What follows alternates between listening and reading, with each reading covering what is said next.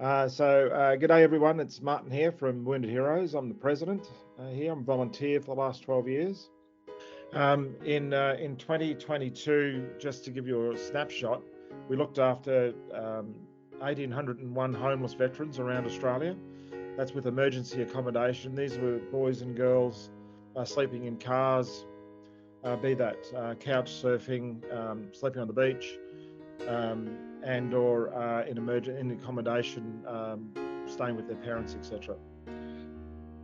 Why do veterans and families need this support? There's a couple of points I can make, and why we exist is that unbeknown to most likely yourselves and the Australian public, there's no work cover for the Australian Defence Force members being discharged out from the Defence Force due to their physical or mental health. So that may surprise you. So when they leave the Defence Force, they hand their pass back, and then they have to come into our land, being civilian land, and then go and prove their injuries to the Department of Veteran Affairs, even though they've just been discharged because of them.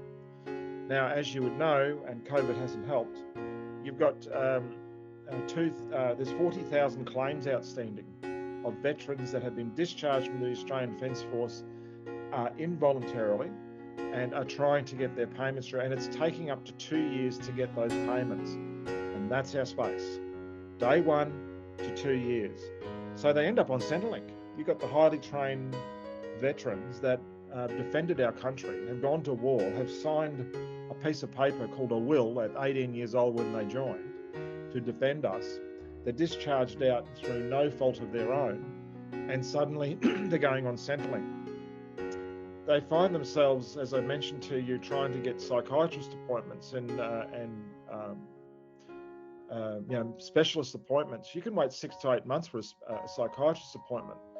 And unbeknown to us, or me certainly 12 years ago, and why I do this is because they have to have 4 psychiatrist appointments, and they have to be stable before they get their entitlements from the federal government.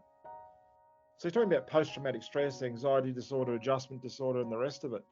So there's so many hurdles to jump over, and that's where, in our space of, you're talking about an awful thing to talk about, but veteran suicide. And I was mentioning this morning that, of the 41 veterans or members of the Defence Force that were killed in Afghanistan, it's actually 42. In the 2000 we lost in World War One. We've had 1,284 veteran suicides since 2011. That if we can find them, we can fix them. We've got a service delivery model that works. We know what we're doing, and just know that any donation you might make will make an impact on the veterans and families, and maybe also save a life. So thank you. God bless you, and I look forward to catching up with you all soon. Cheers.